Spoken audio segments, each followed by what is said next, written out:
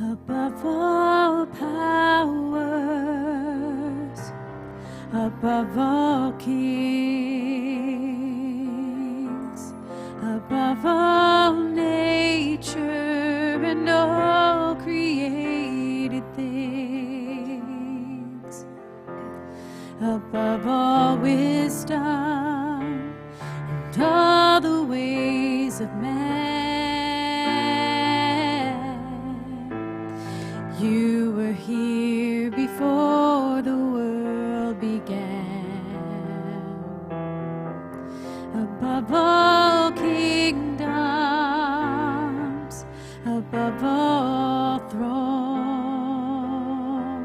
above all wonders the world has ever known, above all wealth and treasures of the earth. There's no way to measure what you're worth.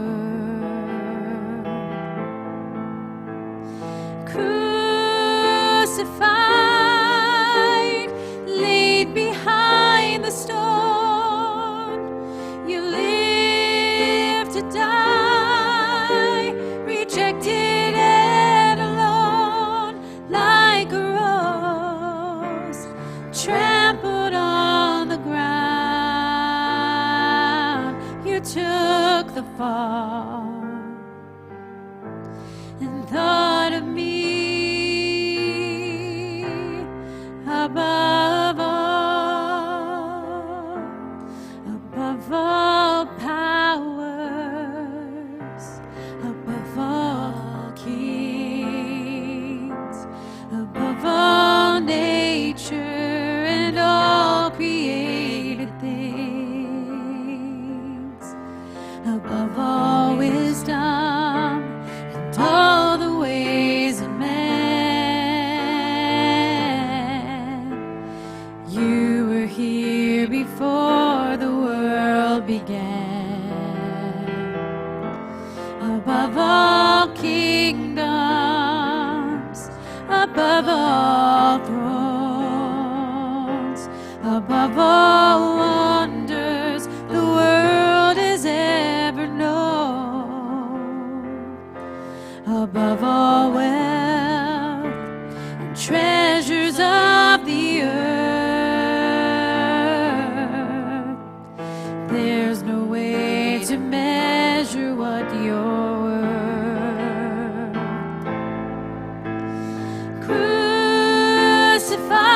Crucified, laid behind the stone, you live to die, rejected and alone, like a rose trampled on the ground. You took the fall and thought of me above all.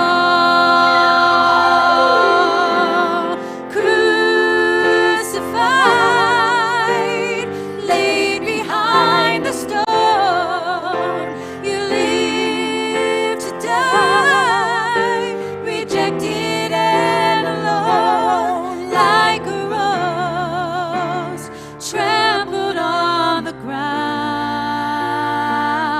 You took the fall and thought of me above all, like a rose trampled on the ground. You took the fall and thought of me above all.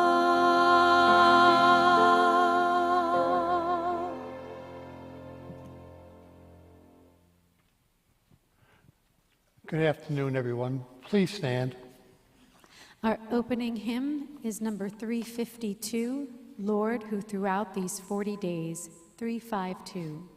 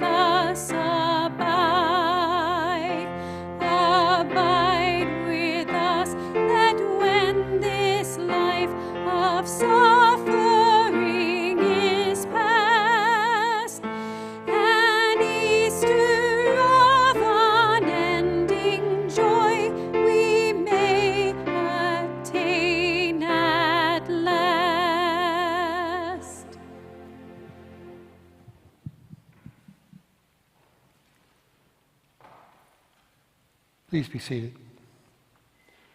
The Church's traditional Stations of the Cross looks back at the Passion of Jesus. Through 14 images created in the Middle Ages, we watch Jesus suffer. As we walk with him, we realize more deeply the theological truth that he is suffering for us.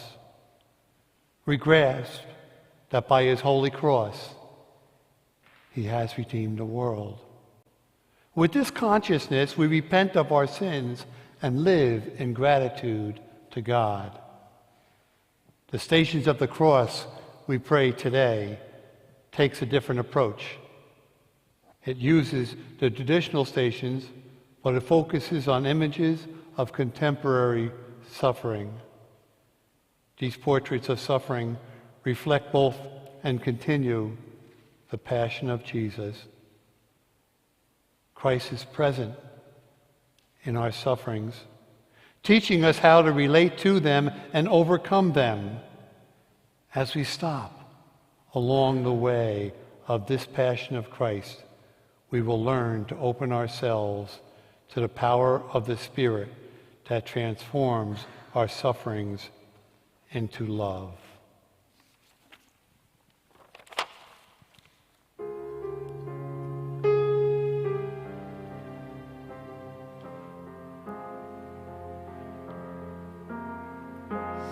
Jesus kneels in sorrow praying, knows his fate, God's will obeying. Let your will, not mine, be done. The way to cross, the first station, Jesus is condemned to death.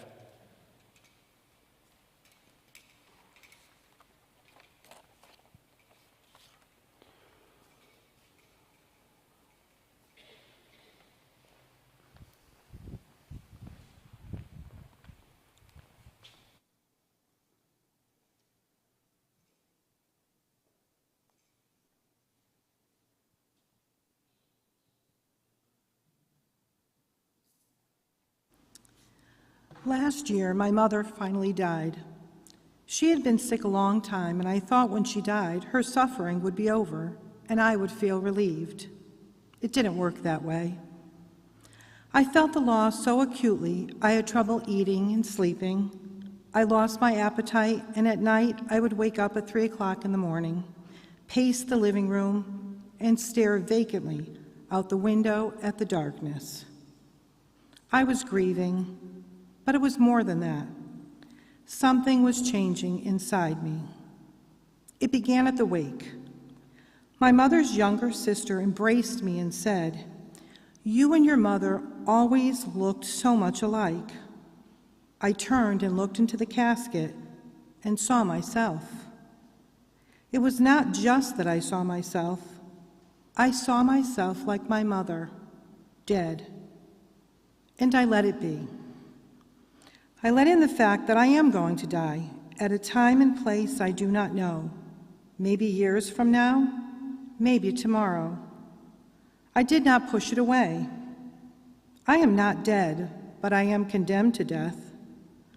I'm mortal, and I knew it not in the attic of my mind, but in the marrow of my bones. I told my husband. He said, "Don't be morbid." I kissed him. Not a peck. I kissed him with more than a little passion. He grabbed my shoulders, held me away, looked into my eyes. "I get it," he said. I'm not so sure I get it, but I feel it was my mother's last gift to me. Now that I have embraced my death has given me life.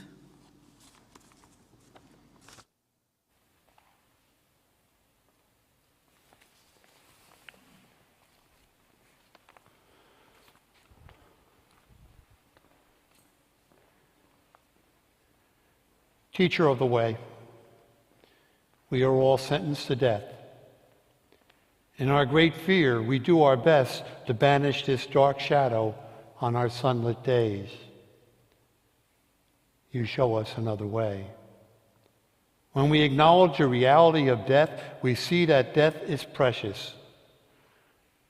Let us honor the fleeting moments of our lives as opportunities to love.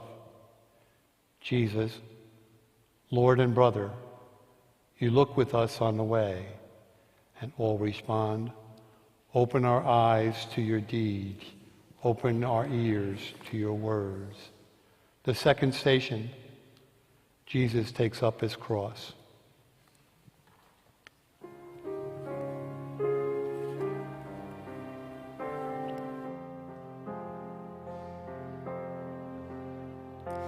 Meeting Pilate's earthly power, Jesus lives these final hours, confident in heaven's might.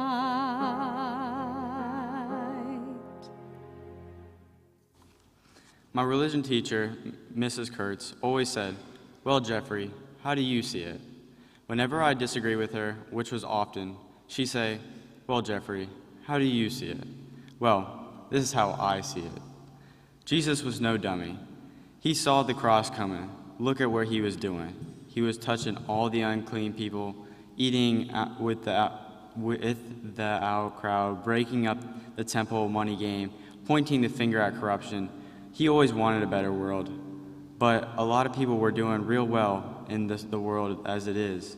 They're not going to give up and fade away. This is not news.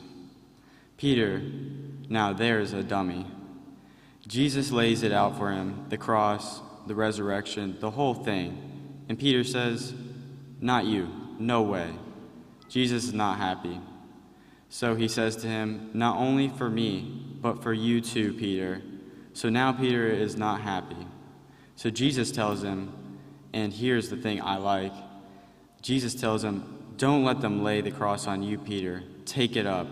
Don't let them lay it on you. Take it up." Wow, you gotta love Jesus for that. So, Mrs. Kurtz, that's how Jeffrey sees it.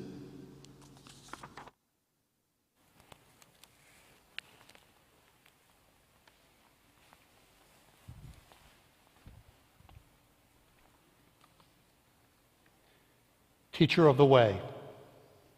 A life of justice and love means difficulty. We are tempted to shrink from the challenges and hardships in our path. You show us another way. We are meant to make things better. It is the mission we are all born to. Help us lean into our burdens, shoulder whatever comes, take on whatever debases our humanity. Our effort is the inevitable price of a new world. Jesus, Lord and brother, you walk with us on the way. And all respond, open our eyes to your deeds, open our ears to your words. The third station, Jesus falls the first time.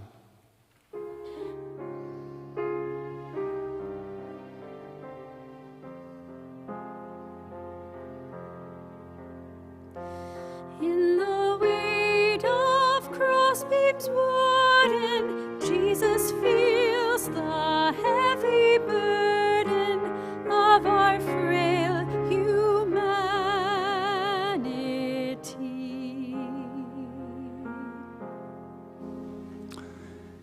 Seems like it was just yesterday when I was in the delivery room where my son was born. I was standing behind my wife, holding her hand and caressing her hair as she pushed to have the child. When my son came out, the doctor turned him around towards us. Suddenly his eyes opened, his arms flew out, and he started to wail. The doctor said, "Afraid of falling, little guy?" Afterwards in the hall, I asked the doctor why she said that. "Oh, some people think that's what babies instinctively fear. They're suddenly out in the open. Their small, tight world is gone, and they're afraid they're going to fall." I said I always thought they cried because they were cold. "That too," she said. She smiled and then poked me in the chest with her finger. So hold him tight. She turned and walked away. She was halfway down the hall before I managed to shout after her, "I will."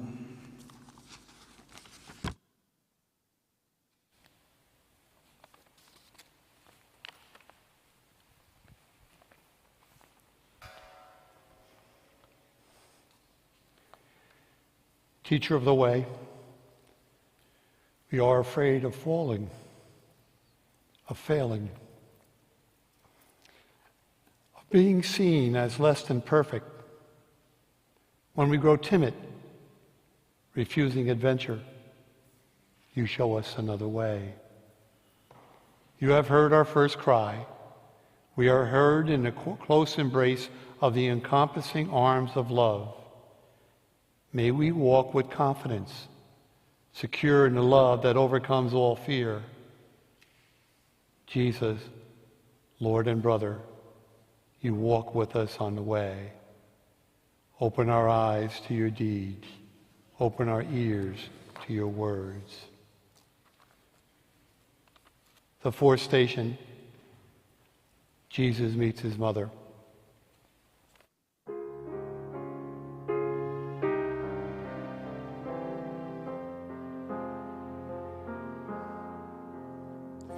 Stumbling under weight so crushing, jeering crowds upon him rushing, Jesus falls, returns to dust.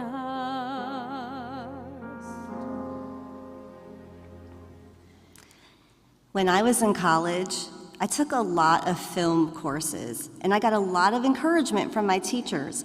I really liked making videos. So there was this statewide competition for best documentary. I wrote and directed this documentary called Kids in Court. It shows all the shameful, degrading ways kids are treated when they're dragged into the court system, from juvenile offenders to witnesses. It turns out I'm one of 4 finalists. Everyone is excited. The winner will be announced at a dinner. I go there with my parents and 2 of my teachers. The award is a $1,000 tuition scholarship and a fairly big statue with an old-time film camera on top, an Emmy pretender. At the dinner, they show clips of all 4 documentaries. But I don't win. An entry called Gardens of Virginia gets the money and the statue. One of my teachers comes over to the table where I'm sitting with my parents. She says, "How good my work is. My parents should be proud." My parents smile. Then she says she talked to some of the judges and they really liked my work, but they thought it was a little controversial. I didn't like the way she said it. It was like, when you grow up a little more, you'll know how to be more careful and not offend anyone. And then my mother, out of nowhere, says to me and the teacher and my father, "I have it on good authority that the statue with the camera on it rusts." So that's how I met my mother on the way to becoming myself.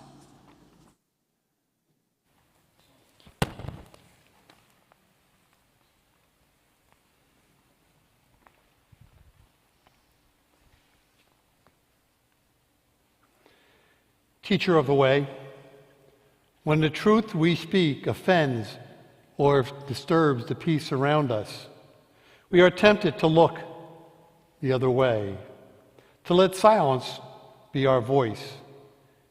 You show us another way, the way you learned from your mother. May our souls too rejoice in God and sing out loud of the new world of justice yearning to be born. Jesus, Lord and brother, you walk with us on the way. Open our eyes to your deeds. Open our ears to your words. The fifth station, Simon of Cyrene helps Jesus carry his cross.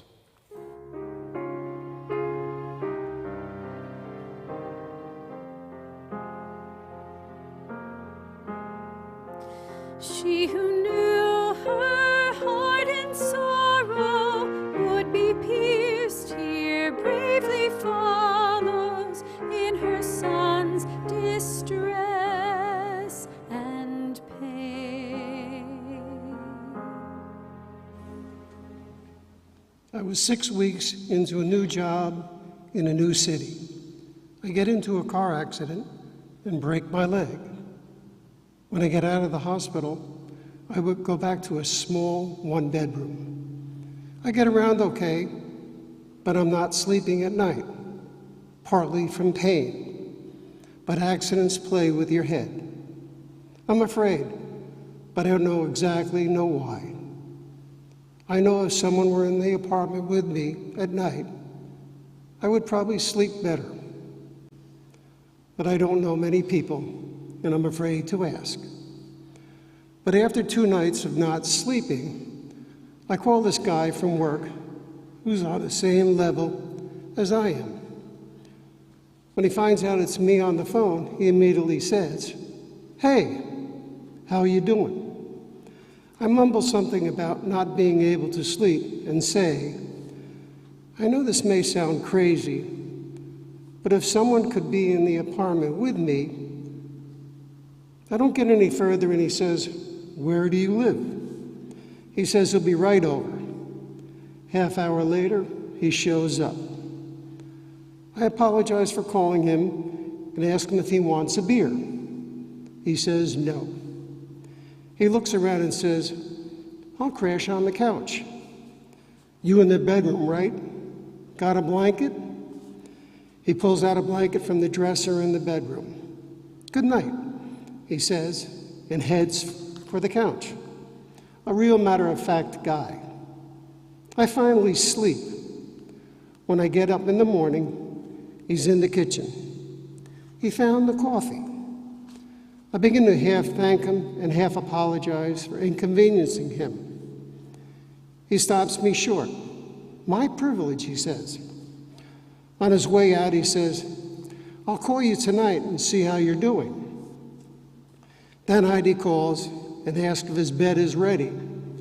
He says, "No need." He says, "Anytime," and hangs up. Whenever I think of how to help people, I think of him.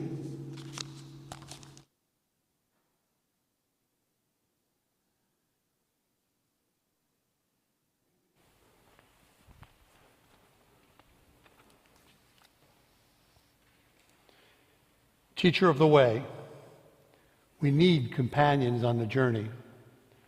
Going it alone is too hard, yet often we are too embarrassed to ask for help and too reticent to give it. You show us another way. We are all both cross-bearers and Simons. Help us confidently for what we need and give generously when we are asked. Jesus, Lord and brother, you walk with us on the way. Open our eyes to your deeds. Open our ears to your words. The sixth station, Veronica wipes the face of Jesus.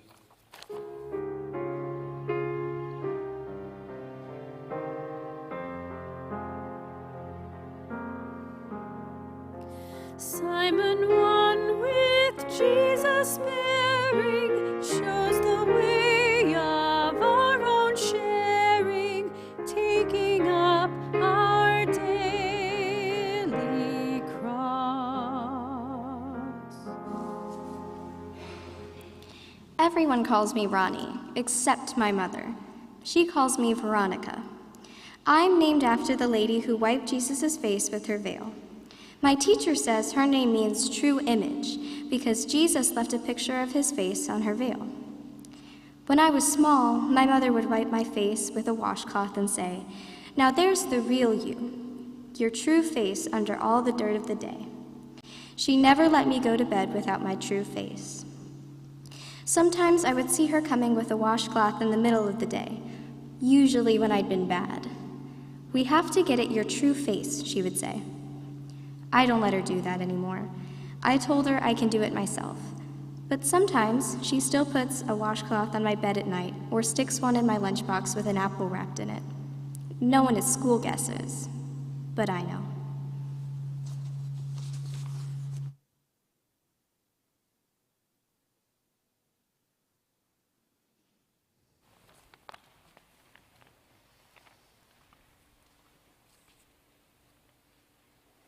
Teacher of the way, we often lose our true selves in our struggles. Our spirit collapses into our pain and distress. You show us another way. Our true face can be recovered and shine through our suffering. Wipe away our tears with the veil of your compassion that restores us to ourselves. Jesus, Lord and brother, you walk with us on the way. Open our eyes to your deeds. Open our ears to your words. The seventh station, Jesus falls a second time.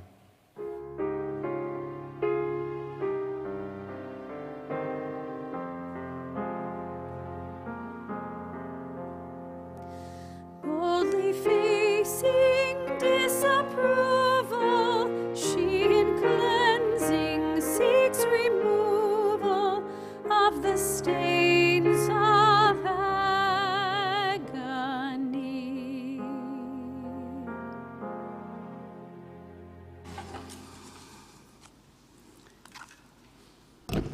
When I first got polio and I fell, I was shocked. Falling the first time is unexpected. When it came back, I knew I would be falling again. Falling the second time is predictable. The problem is no longer falling. The problem is going on.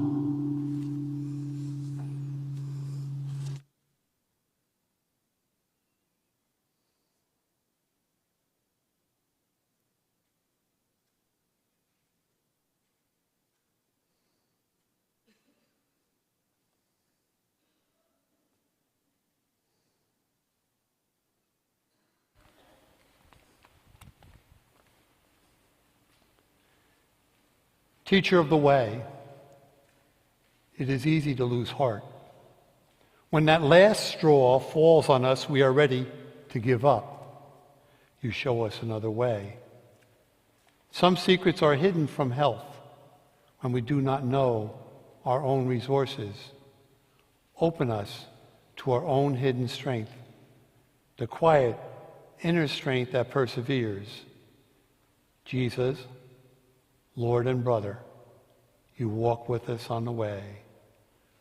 Open our eyes to your deeds. Open our ears to your words. The eighth station, Jesus meets the women of Jerusalem.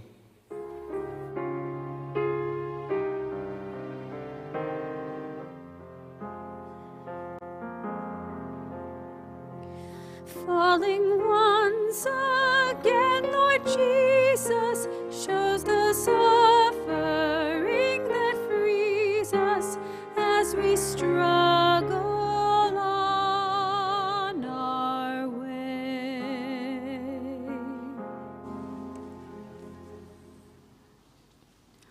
I am one of the women that he talked to, one of the women of Jerusalem.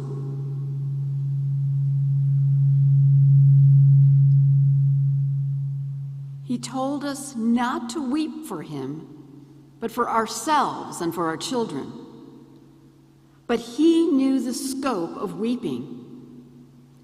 He had already wept for us, crying over Jerusalem, calling himself a mother hen who wished to gather her chicks under her wings, but was unable to. And what of his beloved Lazarus? Did he not weep him out of the tomb? This one knew the value of mourning. He knew it was a vocation, a high calling, so that people would not grow numb. we attend to everything but tears. We open our ears to anger, to ambition, to fear, to lies, but we just push weeping away. We think that if we avoid it, it will not know where we live. It will not enter our house. But I am a woman of Jerusalem and Beirut, of Saigon and Baghdad, of Nagasaki and New York, of rice paddies and jungles, of refugee camps and famine fields, of every place of grief and heartbreak in the world. I weep for the people the great ones of this earth have forgotten, like this poor worm of a man on his way to crucifixion, who wanted only to mother the pain of the world.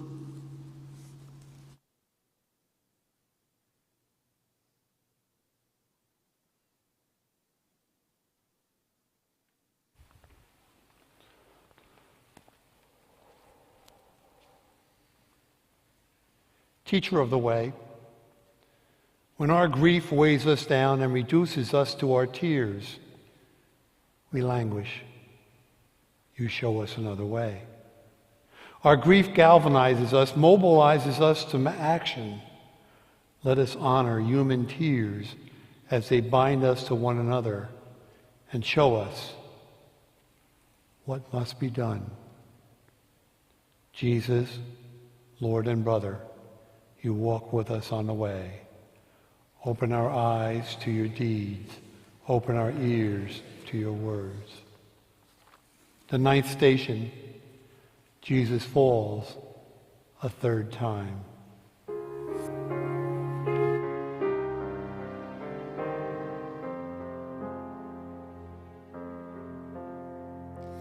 Israel's own daughters weeping, come to Jesus, comfort seeking in the time of their distress.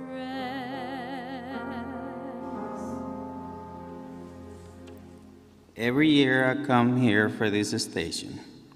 This one, the 9-1, is the worst one, but it's also the one I wait for. It is like too much falling for a third time. It wrenches me, but this time I want it over. I want this one on the cross so we can get to the resurrection and I can go home. I remember in the movie Ben-Hur's mother and sisters are lepers. Ben-Hur's bring them to meet Jesus, only to find out he is on his way to the crucifixion. Mother and sister wail along the way of the cross, and Jesus falls for the third time, right in front of them. These two women who are rotten with leprosy and have been in jail for 10 years reach out to him and say to the soldiers, "Go easy on him."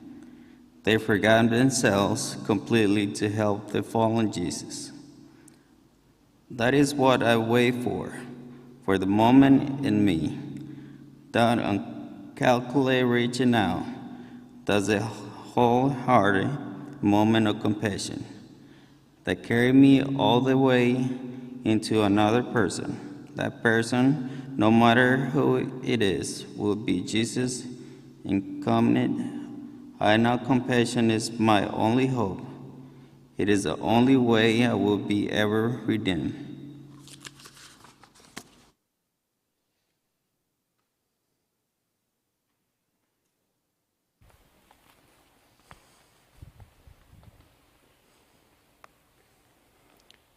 Teacher of the way, we get wrapped up in ourselves.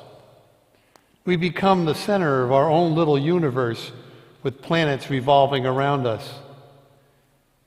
You show us another way. It is only by reaching out that we will find ourselves and become brothers and sisters. Let us allow compassion to move us into communion with each other. Jesus, Lord and brother, you walk with us on the way. Open our eyes to your deeds. Open our ears to your words. The 10th station, Jesus is stripped of his garments.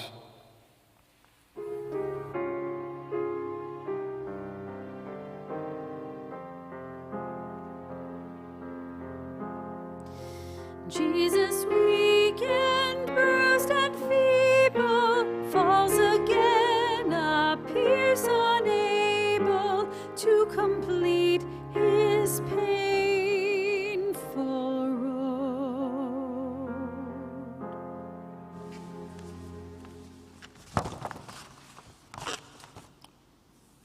I've only been a high school teacher for 4 years. I've got some good memories, but I've also had a few exceptions that haunt me. After one class, a student confronted me in the hall. "You embarrassed me," he said. I was taken aback. I didn't think this kid was in touch with himself enough to say something like that. I defended myself. "You made a mistake. I corrected you." The other kids laughed at me, he said. "You laugh at other kids when they goof up, don't you?" I turned the tables. But he returned the complaint. "You made fun of me because I didn't know." "I'm a teacher. My job is to show you where you've gone wrong," I said. I was firm. He said it again. "You embarrassed me." And then he walked away. That night, I replayed what happened in the classroom in my head. I was a little too aggressive, and I was playing to the crowd. I didn't leave him any place to hide. I stripped away his protection.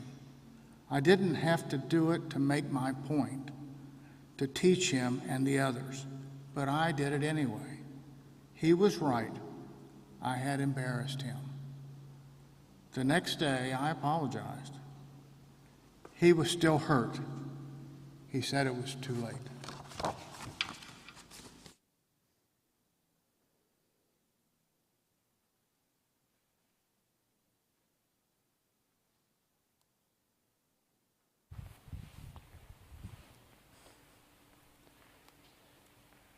Teacher of the way, our thoughtless words rudely strip others of their dignity, exposing them to ridicule and embarrassment.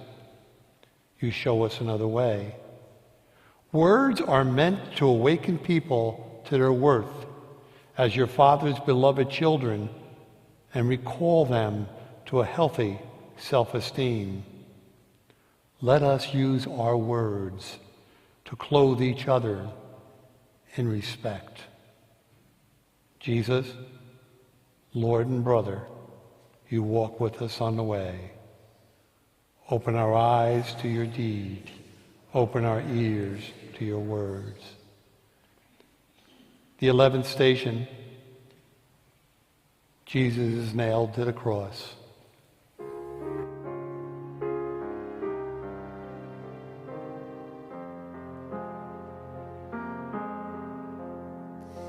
Naked, stark in desolation, Jesus knows humiliation, robbed of his last dignity.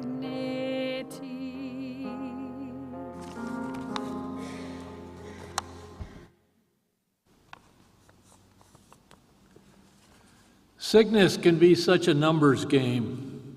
I stare at numbers on a blood profile and interpret them to an anxious patient sitting next to me. I give pills with numbers denoting the strength and numbers to tell people how often to take the pills. I ask questions so that I can get numbers and make diagnoses. How often? How many times? All day or just in the morning? I have to do this, but it makes sickness an invitation to obsession. Patients become vigilant monitors of every change in their bodies. And whenever I appear, people look at me with a mixture of hope and fear and recite their symptoms like a litany of petitions. I want to say, don't worry so much, but I know that sounds lame. And I know if it were me, I'd be worrying. But one terminal patient helped me.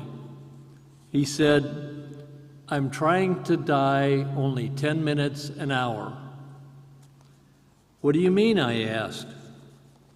I only think about my failing health 10 minutes an hour. The rest of the time, I think about something else. That's pretty good, I said. Can you do it? He laughed and said, your 10 minutes are up, Doc.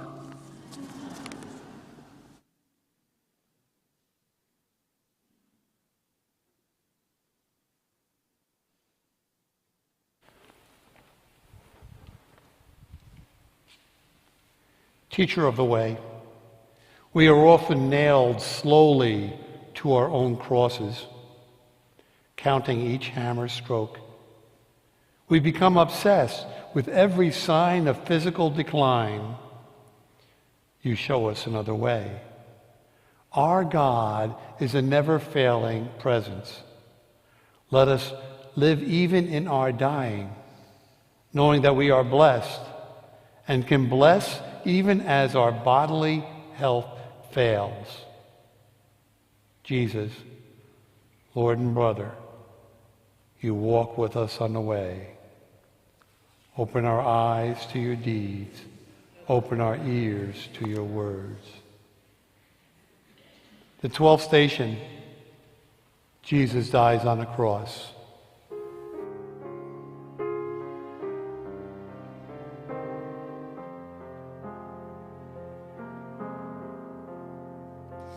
Hands which heal and bless and feed us, feet which to the kingdom lead us, now are pierced with brutal steel.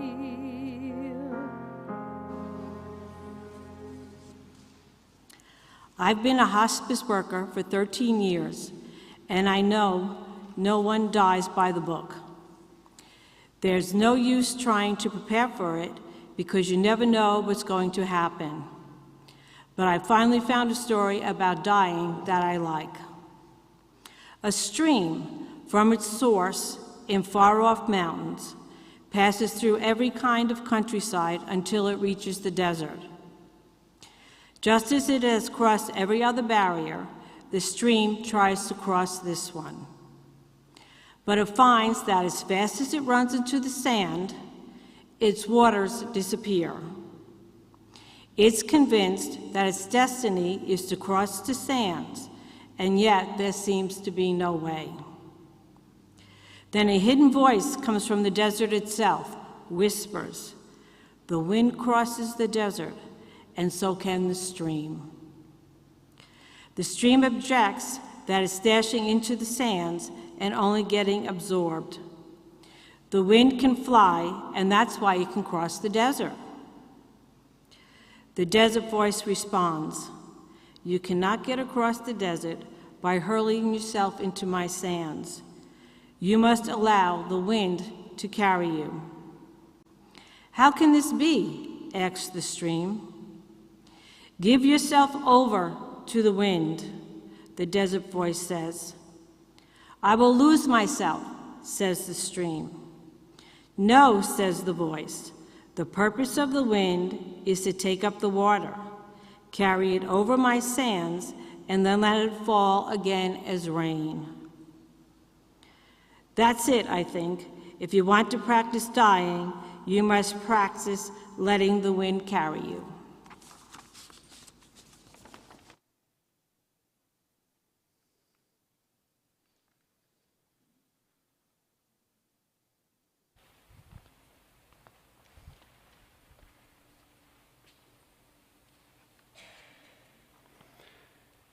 Teacher of the way, we are born fighters. We think surrender is defeat. You show us another way.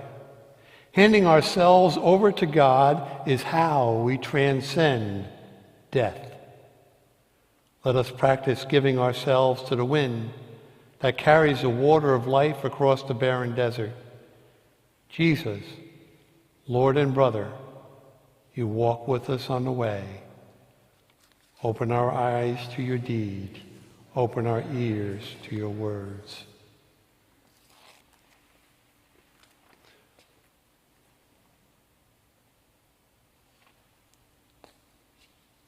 The 13th station, Jesus is taken down from the cross.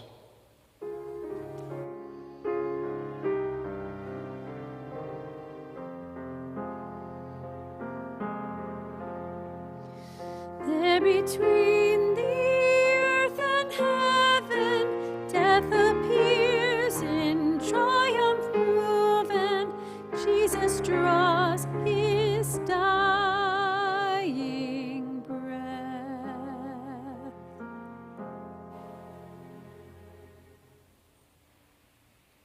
We must learn to take Jesus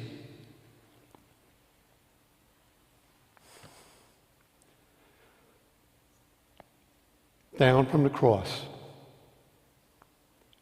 But we must learn to do this before he dies. A 60-cent an hour laborer hangs on a cross as surely Jesus, only longer. A brutalized prisoner hangs on a cross as surely as Jesus, only longer. A neglected child hangs on a cross as surely as Jesus.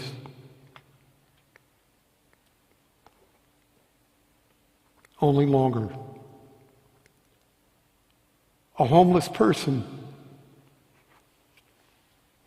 living in a cardboard box hangs on a cross as surely as Jesus, only longer. Take them down. Take them down now.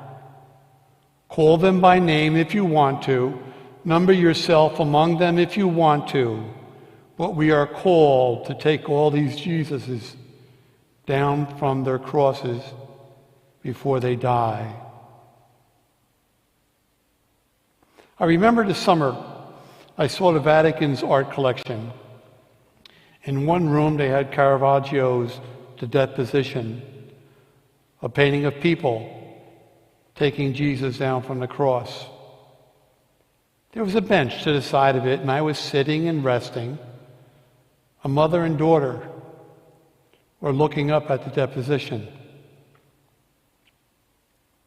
Then the mother came over and sat next to me on the bench and began rummaging through her purse. The daughter, who was about 12, just sat staring, absorbed in the painting.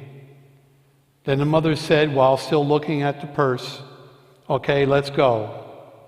Then she looked up and saw that her daughter appeared to be already gone, off in another world. The girl's head was back, her eyes were at maximum, and her mouth was slightly open. "Jenny," the mother said, but the daughter didn't hear her. The mother looked at me, slightly frustrated, and said, "But she's so young." In the silence of my heart, I imagined the girl was learning the tender passion of taking Jesus off the cross.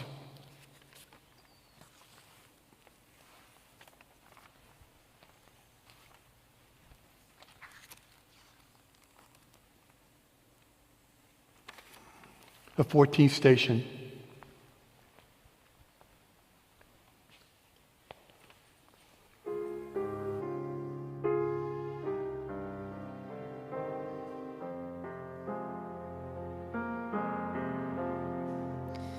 Oh, what sorrow, pain, and anguish come to those who saw him perish as they take him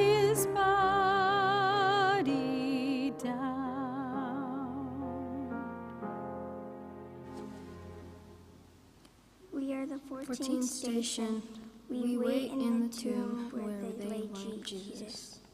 We see the women coming, bringing their spices and their tears, worrying about the huge rock that we could roll away with a single prayer. When they see us, they are afraid. But we tell them what we were told to tell them. We are not allowed to improvise.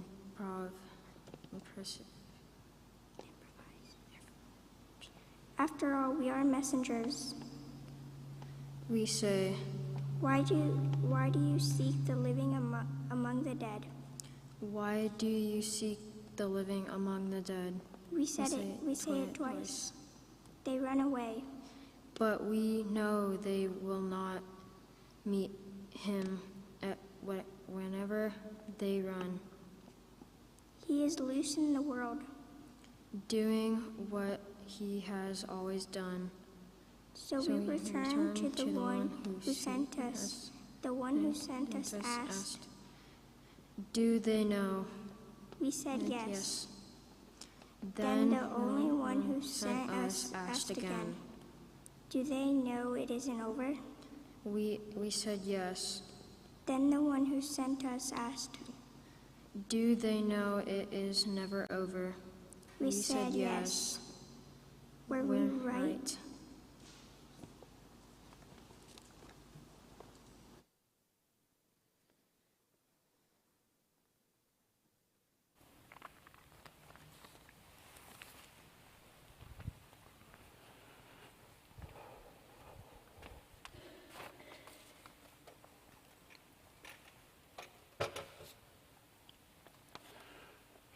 Open our eyes to your deeds. Open our ears to your words.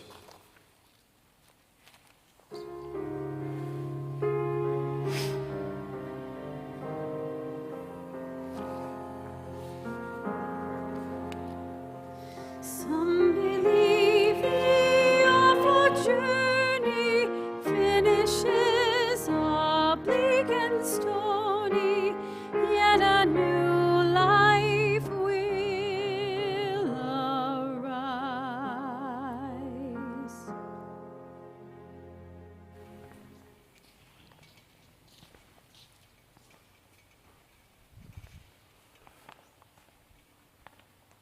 Okay. Slowly. Go ahead. Please join with us in singing number 385, Were You There? 385.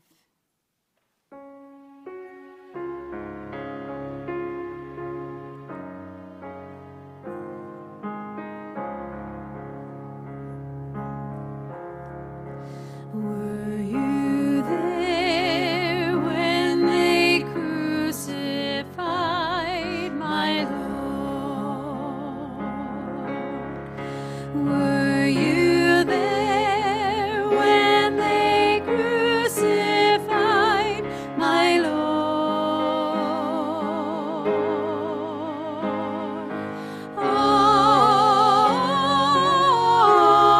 Oh, sometimes it causes me to tremble, tremble, tremble. Were you there when they crucified my Lord? Were you there when they nailed him to the tree? Were you there when they nailed him to the tree?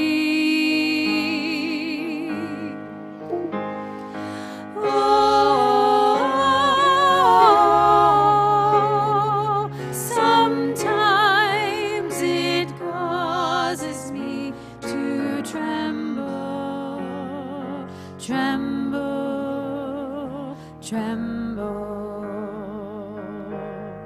Were you there when they nailed him to the tree?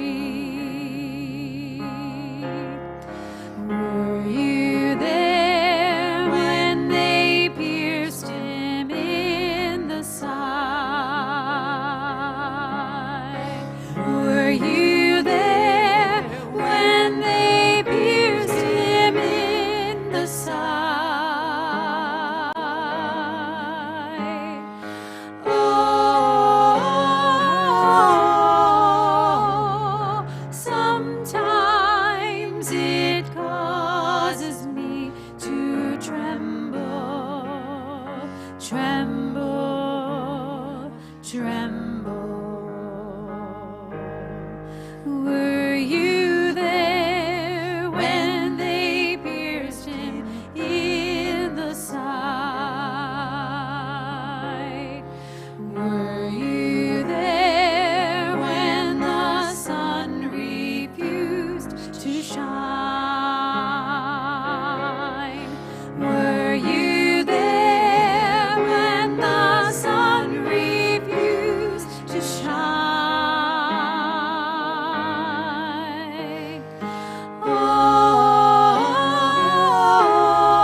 Oh, sometimes it causes me to tremble, tremble, tremble. Were you there when the sun refused to shine? Were you there when they laid him in the tomb? Were you there when they laid him in the tomb? Oh, sometimes it causes me to tremble, tremble, tremble.